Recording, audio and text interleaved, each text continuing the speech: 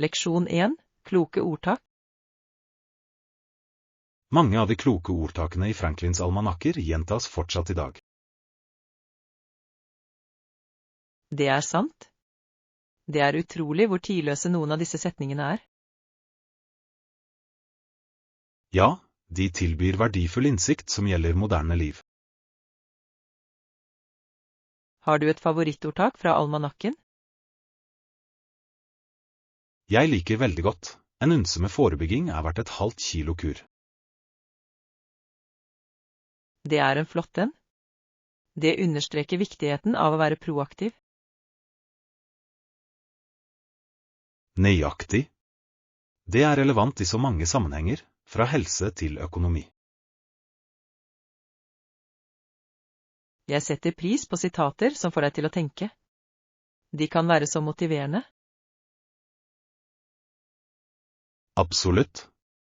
De minner oss om grunnleggende sannheter vi ofte glemmer. Leksjon 2. Personlige vekstmål. Jeg fokuserer også på å utvikle mine personlige vekstmål i år. Det er fantastisk. Hvilke spesifikke områder ønsker du å forbedre? Jeg ønsker å forbedre kommunikasjonsevnene mine og bli mer organisert. Det er flotte mål. Effektiv kommunikasjon kan virkelig endre forhold. Ja, jeg tror det er viktig i både personlige og profesjonelle omgivelser. Og det å være organisert bidrar til å redusere stress, ikke sant? Nettopp. Det lar meg fokusere på det som virkelig betyr noe. Har du satt noen strategier for å nå disse målene? Jeg planlegger å ta et kurs i tidsstyring og praktisere offentlige taler. Leksjon 3. Avskaffe monarkiet. Mange mennesker i disse landene ønsker å avskaffe monarkiet. Det er en betydelig bevegelse. Hva er deres grunner til å ønske denne endringen? De mener at deres land bør styres demokratisk. Det gir mening. Et monarki kan føles utdatert i dagens verden. Nøyaktig. Mange føler at et demokratisk system vil representere deres behov bedre. Er det noen spesifikke land hvor denne bevegelsen vinner frem? Ja, jeg har lest om aktive diskusjoner i flere nasjoner. Det er fascinerende å se hvordan politiske systemer utvikler seg over tid. Absolutt. Endring er ofte en kompleks, men nødvendig prosess. Leksjon 4. Rushtidspendling. Rushtidene kan bli overfylte, men togene er vanligvis i tide. Det er godt å høre. Punktlighet er avgjørende for pendlere. Ja, spesielt når folk har stramme tidsplaner å holde. Pleier du å ta toget i rushtiden? Det gjør jeg. Men jeg prøver alltid å rekke det tidligere toget for å unngå folkemengdene. Smart trekk. Det må sørge for en mer behagelig pendling. Definitivt. I tillegg kan jeg finne et sete og slappe av litt. Jeg kan se hvorfor det ville gjøre en stor forskjell i hverdagen din. Det gjør det virkelig. En jevn pendling setter en positiv tone for arbeidsdagen min. Leksjon 5. Definere roller. Å definere individuelle roller vil være fordelaktig for prosjektet vårt. Flott poeng. Hvert teammedlem bør kjenne sitt ansvar klart. Ja, det hjelper med å unngå forvirring og sikrer ansvarlighet. Nøyaktig. Har du tenkt på hvordan vi skal tildele disse rollene? Jeg tror vi bør vurdere hver persons styrker og interesser. Det er en smart tilnærming. Det vil sannsynligvis føre til et mer engasjert team. Absolutt. Når folk liker rollene sine, øker produktiviteten. La oss lage en liste over alles ferdigheter for å hjelpe oss med å bestemme. God idé. Jeg er spent på å se hvordan dette prosjektet utvikler seg. Leksjon 6. Jurysystemdebatt. Jurysystemet er partisk til fordel for tiltalte, noe som kan være kontroversielt. Det er et interessant perspektiv. Hvordan viser den skjevheten seg? Det gir forsvarsadvokater muligheter til å avskjedige potensielle jurymedlemmer enkelt. Jeg skjønner. Det kan føre til en jury som kanskje ikke representerer samfunnet rettferdig. Nøyaktig. Noen hevder at det kompromitterer integriteten til rettssaken. Det er en kompleks sak. Hva tror du løsningen kan være? Kanskje trengs reformer for å sikre mer balansert representasjon. Det høres fornuftig ut. Rettferdighet er avgjørende i rettssystemet. Jeg er enig. Alle fortjener en rettferdig rettergang, uansett omstendigheter. Leksjon 7. Bilproblemer. Det er heldig. Hva var galt med bilen? Det viste seg at det bare var en blåst radiator, noe som var en lettelse. Jeg er glad for å høre at det ikke var noe mer alvorlig. Jeg også. Det kunne vært mye større hodepine. Klarte du å fikse det raskt? Ja, jeg tok det med til en mekaniker som monterte den på et blunk. Det er flott. Det er alltid hyggelig å finne pålitelig hjelp. Absolutt. Jeg var bekymret for at det kunne ta flere dager å reparere. Nå kan du gå tilbake på veien uten bekymringer. Leksjon 8. Samarbeidsområder. Absolutt. Hvilke spesifikke områder ønsker du å samarbeide om? Jeg er interessert i å fokusere på markedsføringsstrategier, oppsøkende innsats. De er avgjørende for å utvide rekkevidden vår. Hvilke ideer har du? Jeg tror vi bør utforske sosiale mediekampanjer og fellesskapsarrangementer. Flotte forslag. Å engasjere samfunnet kan øke vår synlighet. Nøyaktig. Jeg tror personlige forbindelser kan føre til mer lojale kunder.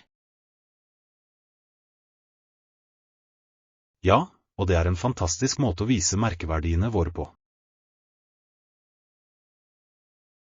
La oss brainstorme noen kreative ideer sammen.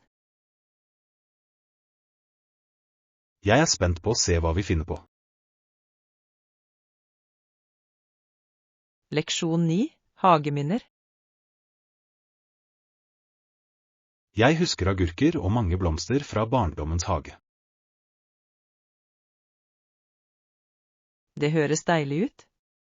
Hagearbeid kan være en så givende hobby. Det er det virkelig. I fjor var mor veldig syk, og hagearbeid hjalp meg med å takle det. Jeg beklager å høre det. Hagearbeid kan være terapeutisk i tøffe tider. Ja, det ga en følelse av normalitet og fred for meg. Hva likte du å vokse mest? Agurkene var alltid en favoritt. De smakte så friskt. Jeg kan tenke meg. Det er noe spesielt med hjemmedyrkede produkter. Absolutt. Det minner meg om enklere tider og familiesammenkomster. Leksjon 10. Prestasjonsfremmende rusmidler. En vanskelighet med å forhindre bruk av prestasjonsfremmende legemidler er at det ikke alltid er mulig å oppdage bruken av dem. Det er en stor utfordring. Det virker som det vil kreve konstant overvåking. Nøyaktig. Selv med testing kan noen stoffer unngå å bli oppdaget. Det er frustrerende fordi det undergraver rettferdig konkurranse i sport. Absolutt. Idrettsutøvere bør konkurrere på like vilkår. Har det vært noen effektive strategier for å bekjempe dette problemet? Noen organisasjoner fokuserer på utdanning og bevissthet for å avskrekke idrettsutøvere. Det høres lovende ut. Forebygging gjennom kunnskap kan gjøre en forskjell. Ja, å oppmuntre til en integritetskultur i idretten er avgjørende. Leksjon 11. Musikkpreferanser. Hvis du kunne velge et instrument å lære, ville du gått for en saksofon? Eller kanskje du foretrekker et strengeinstrument som en fiolin eller en cello? Jeg tror jeg heller mot saksofonen, den har en så levende lyd. Det er sant. Saksofonen kan virkelig bringe jazzmusikk til live. Nøyaktig. Men fiolinen har en vakker, uttrykksfull kvalitet også. Ja, det kan formidle så mye følelser i et stykke. Har du spilt noen instrumenter før? Jeg prøvde gitaren en stund, men jeg holdt meg aldri med den. Det er vanlig. Mange synes det er vanskelig å fortsette å trene. Kanskje jeg heller burde prøve saksofonen, det høres morsommere ut. Leksjon 12. Komfortable rom. Denne kafeen er så komfortabel, pluss at wifi er raskt og gratis. Det er flott. Jeg kan enkelt bla og få gjort litt arbeid her. Nøyaktig. Det er det perfekte stedet for en produktiv ettermiddag. Har du prøvd kaffen deres? Jeg har hørt det er veldig bra. Ja, jeg hadde en cappuccino, og det var deilig. Jeg må prøve det neste gang. Det høres ut som en fin godbit. Det er det definitivt. I tillegg gjør stemningen det enda bedre. Jeg elsker steder hvor jeg kan slappe av og fokusere på samme tid. Samme her. Det utgjør en stor forskjell for å få ting gjort. Leksjon 13. Klatreutfordringer. De amerikanske rangers begynte å klatre og kastet granater for å rydde veien. Det høres intenst ut. Hva slags oppdrag var de på? De taklet et utfordrende terreng for å sikre området. OAO, det krever mye dyktighet og tapperhet. Absolutt. Klatring under tøffe forhold er ikke for alle. Trener de spesielt for denne typen situasjoner? Ja, de gjennomgår streng opplæring for å forberede seg på ulike utfordringer. Det er imponerende. Det viser deres forpliktelse til deres oppdrag. Det gjør det virkelig. Hvert skritt de tar er avgjørende for suksess. Leksjon 14, Great Lakes. Visste du at de store innsjøene er noen av de største innsjøene i verden?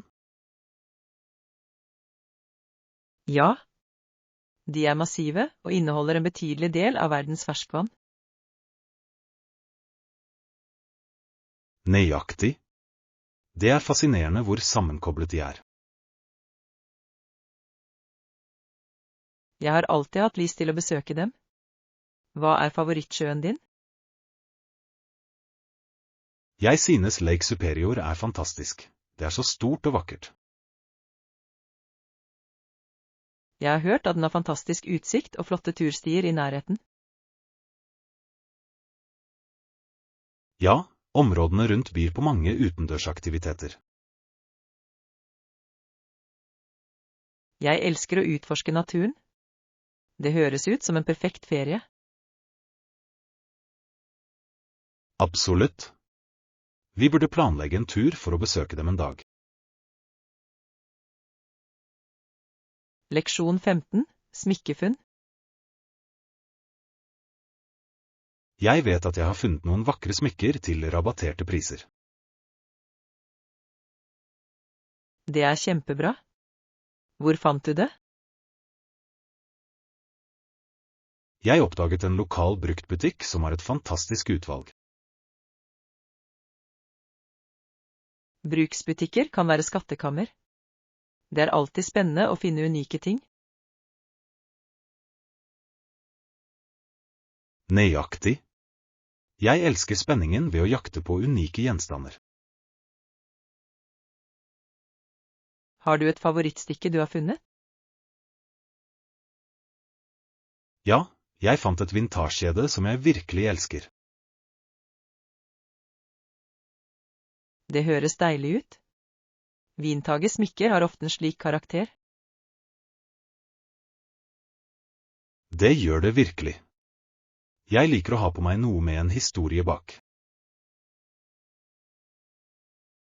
Leksjon 16, Grunnleggende anatomi. Hvis jeg åpner leppene mine, vil du se tennene mine og tungen min. Det er sant. Det er fascinerende hvordan munnen vår er strukturert. Under munnen min er haken min, som hjelper til med å forme ansiktet mitt. Ja, haken er ofte et kjennetegn for mange mennesker. Det er interessant hvordan hver del av ansiktet vårt spiller en rolle i uttrykket.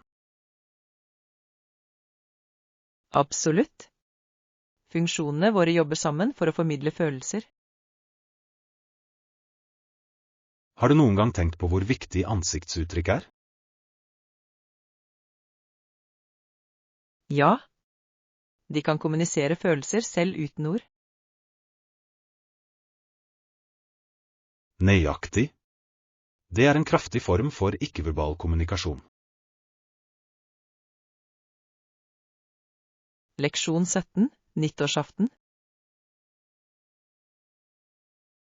Etter en hendelse på en nyttårsfest i 1989, ble Simpson bøtelagt med $200.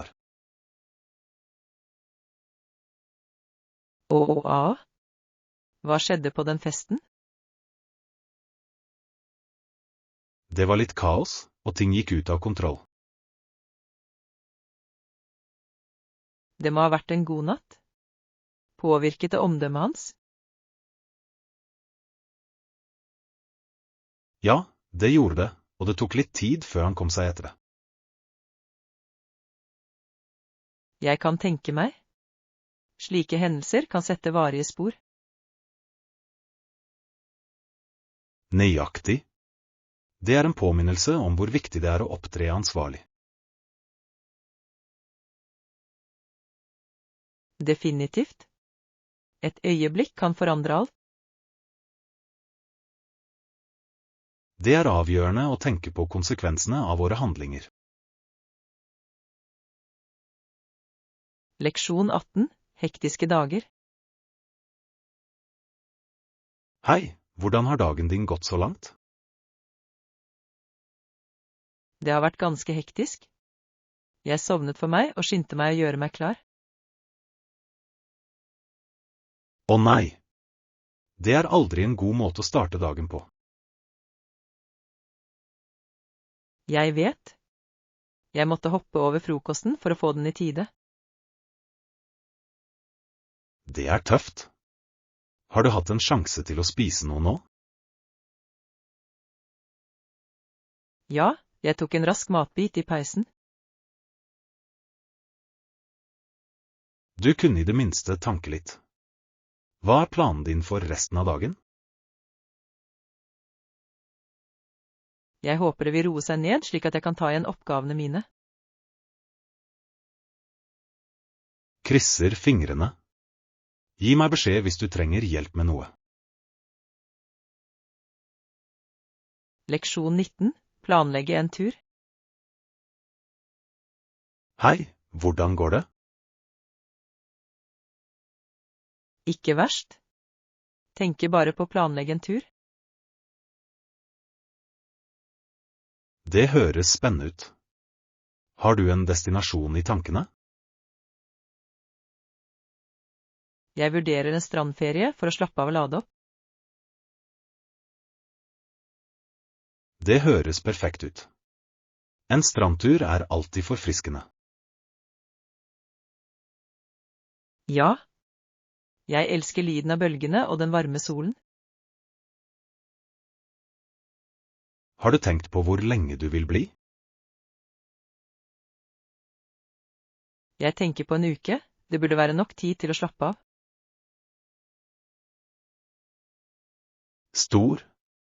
La oss begynne å se på noen alternativer sammen. Leksjon 20. Velge planter. Når det kommer til hagearbeid, sørg for å velge planter som passer for klimaet ditt. Det er et godt råd. Ulike planter trives i forskjellige miljøer. Nøyaktig. Å kjenne sonen din kan hjelpe deg med å velge de riktige. Har du hatt suksess med noen spesifikke planter? Ja, jeg har ganske enkelt dyrket urter som basilikum og mynte. Det høres fantastisk ut. Friske urter kan heve enhver rett. Absolutt. Dessuten er de enkle å vedlikeholde. Jeg vil gjerne prøve meg på hagearbeid også. La oss planlegge en hagedag sammen. Det kan bli gøy. Leksjon 21. Chicagos geografi. Chicago har hatt mye nytte av sin geografi. Byens sentrale beliggenhet har fått økonomien til å blomstre. Absolutt. Å være lokalisert i nærheten av Great Lakes og store motorveier er en stor fordel.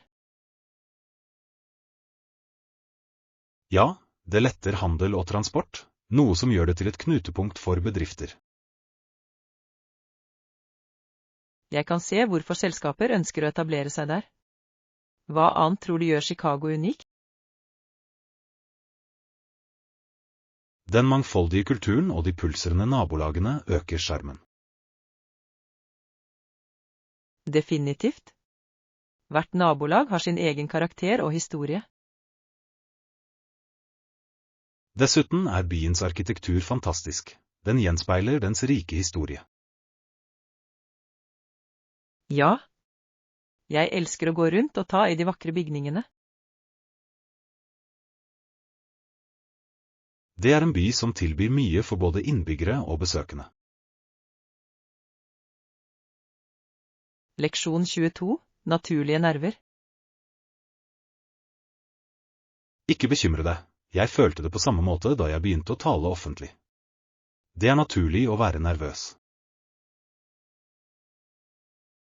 Det setter jeg pris på. Jeg får alltid sommerfugler før jeg presenterer. Det er helt normalt. Har du funnet noen strategier for å roe nervene dine? Ja, jeg prøver dype pusteøvelser før jeg går på scenen. Det er en flott teknikk. Det kan virkelig hjelpe deg. Jeg øver også på talen min flere ganger for å bygge opp selvtillit. Det er smart. Kjennskap kan gjøre en stor forskjell. Absolutt. Alt handler om forberedelse og tankesett. Du kommer til å gjøre det bra. Bare husk at alle heier på deg. Leksjon 23, vekking. Unnskyld meg, kan jeg be om en vekker i morgen tidlig? Det er en god idé. Det er alltid nyttig å ha en påminnelse. Ja, spesielt når du har planlagt en tidlig start.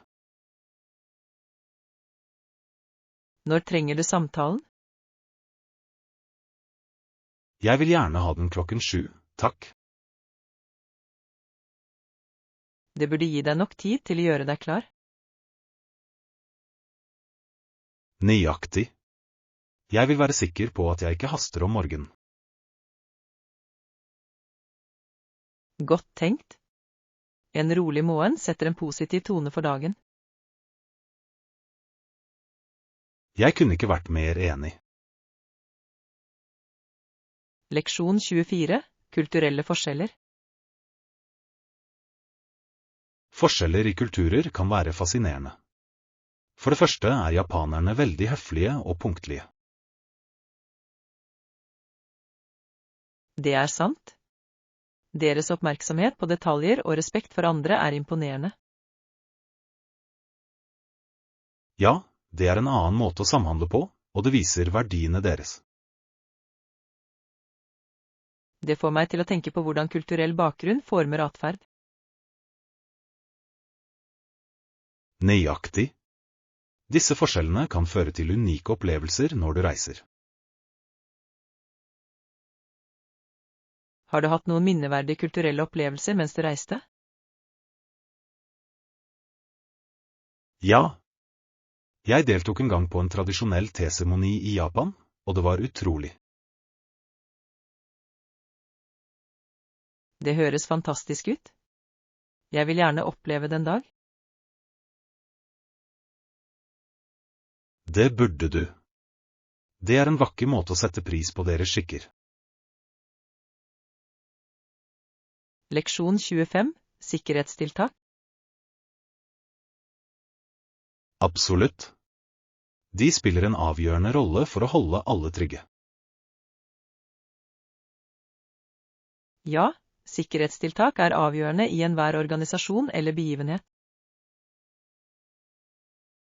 Det er viktig å ha protokoller på plass for å reagere på nødsituasjoner. Definitivt. Beredskap kan redde liv og forhindre katastrofer. Har du noen gang vært med på å lage sikkerhetsplaner? Jeg har. Det er interessant å vurdere risiko og finne løsninger. Det høres givende ut. Det er tilfredsstillende å vite at du bidrar til sikkerheten. Sikkert. Det er en laginnsats som krever samarbeid. Ja, og alle har en rolle å spille for å opprettholde sikkerheten. Leksjon 26, hageentusiasme. Hei! Er du også interessert i hagearbeid? Ja, jeg elsker det absolutt. Det er så givende å se ting vokse. Jeg er enig. Det er noe spesielt med å pleie planter. Nøyaktig. Hva liker du best å vokse? Jeg elsker å dyrke urter, de er nyttige og lukter fantastisk. Det er flott. Friske urter kan virkelig forbedre matlagingen. Ja, og de er ofte enkle å vedlikeholde. Har du prøvd å dyrke blomster også? Jeg har. De legger til en slik skjønnhet og farge til hagen. Leksjon 27. Forhandling av priser. Kan vi nøye oss med en lavere pris på denne varen? Det er et rettferdig spørsmål. Tror du de kan vurdere en rabatt? Jeg tror de kunne, det skader aldri å spørre. Absolutt. Mange leverandører er åpne for forhandlinger. I tillegg, hvis vi kjøper i bulk, kan vi få en bedre avtale. Det er en smart strategi. Det er en vinn-vinn-situasjon. Ja, og det bygger et godt forhold til selgen. Jeg liker den tilnærmingen. La oss se hva vi kan forhandle om. La oss gå for det. Leksjon 28. Den amerikanske drømmen. Den amerikanske drømmen lever for alle barna hennes, med løftet om et bedre liv. Det er inspirerende. Det understreker håp og muligheter. Ja, det handler om å strebe etter suksess, oppfyllelse. Tror du alle har samme sjanse til å oppnå det? Dessverre er det ikke alle som har like muligheter, men mange strever likevel. Det er sant. Det er viktig å støtte hverandre på den reisen. Definitivt.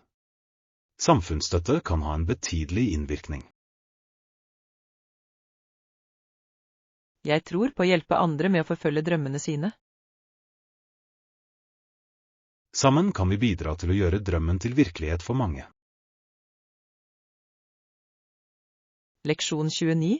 Fremtidige reiser. Ja, krysser fingrene for sol og klar himmel på våre kommende reiser. Absolutt. Godt vær kan gjøre en tur så mye morsommere. Har du noen spesifikke planer for din neste tur? Jeg tenker på å besøke kysten. Jeg elsker stranden. Det høres perfekt ut. Havet er så avslappende. Ja, og jeg liker alle aktivitetene du kan gjøre der. Har du planlagt noen utflukter mens du er der? Jeg vil prøve kajakkpadling og kanskje litt snorkling. Det høres ut som fantastiske eventyr. Leksjon 30. Holdbart utstyr. Definitivt. De har stor kapasitet og er også mer holdbare. Det er viktig når du velger utstyr for tung bruk. Ja, holdbarhet sikrer at de varer lenger og yter bedre. Har du brukt noen spesifikke merker du anbefaler? Jeg har hatt gode erfaringer med noen få merker kjent for deres kvalitet. Det er godt å vite. Det er alltid nyttig å få anbefalinger. Sikkert. Investering i pålitelig utstyr lønner seg i det lange løp. Absolutt. Det er verdt det for å unngå konstante utskiftninger. La oss holde øye med de beste alternativene som er tilgjengelige. Leksjon 31. Kunstneriske lidenskaper. Jeg elsker å male og tegne. Hva med deg? Jeg liker å lage smykker, det er en så tilfredsstillende hobby. Det høres fantastisk ut. Å lage gir rom for så mye kreativitet. Det gjør det virkelig. Jeg elsker å eksperimentere med forskjellige materialer og design. Har du en favoritttype smykker å lage? Jeg liker spesielt godt å lage halskjeder, de kan være så unike. Det er flott. Jeg vedder på at hver brikke forteller en historie. Ja, det gjør de. Jeg tenker ofte på personen som skal bære den. Det setter et spesielt preg på kreasjonene dine. Leksjon 32. Humor og latter. Fortell meg en vits. Jeg elsker å le. Sikker? Hvorfor vant fugleskremselet en pris? Jeg vet ikke. Hvorfor? Fordi han var enestående på sitt felt? Det er en god en. Jeg liker å le av morsomme filmer også. Samme her. De lyser alltid opp dagen min. Jeg tror at latter er en så fin måte å lindre stress på. Absolutt. Det er viktig å finne glede i hverdagen. La oss planlegge en filmkveld snart. Det blir gøy. Leksjon 33. Kulinariske gadgets. Jeg er sikker på at disse gadgetene vil forbedre dine kulinariske ferdigheter. Ja, de ser imponerende ut. Hva slags gadgets anbefaler du? Jeg tror en god foodprosessor kan spare deg for mye tid. Det er sant. Det gjør det mye enklere å hakke og blande. Nøyaktig. I tillegg finnes det gadgets for nesten alle matlagingsoppgaver nå. Har du prøvd noen nye oppskrifter med dingsene dine i det siste? Ja. Jeg lagde en deilig smoothie med blenderen min i går. Det høres forfriskende ut. Jeg må prøve det også. Det burde du. Det er en fin måte å få inn daglige frukter. Leksjon 34. Juridiske rettigheter. En person kan ikke holdes tilbake av politiet med mindre vedkommende er siktet for en forbrytelse. Det er et viktig prinsipp i loven. Den beskytter individuelle rettigheter. Absolutt. Det sikrer at alle blir rettferdig behandlet. Har det vært noen bemerkelsesverdige saker knyttet til dette prinsippet? Ja, det har vært flere saker som utfordret ulovlige forvaringer. Det er interessant. Det er viktig å opprettholde rettferdighet i samfunnet. Nøyaktig. Å forstå rettighetene våre hjelper oss å navigere i systemet. Det er styrkende å kjenne din juridiske beskyttelse. Definitivt. Vi bør alltid gå inn for rettferdighet. Leksjon 35. Lysfestivalen. Lysfestivalen feires med stor entusiasme. Hvordan observerer folk denne fantastiske festivalen? Mange dekorerer hjemmene sine med lys og stearinlys. Det høres vakkert ut. Det skal skape en magisk atmosfære. Ja, og familier samles ofte for å dele måltider og utveksle gaver. Jeg elsker den følelsen av fellesskap. Det bringer mennesker sammen. Absolutt. Å feire tradisjoner styrker kulturelle bånd. Jeg vil gjerne oppleve festivalen en dag. Jeg også. Det ville vært utrolig å se feiringen personlig.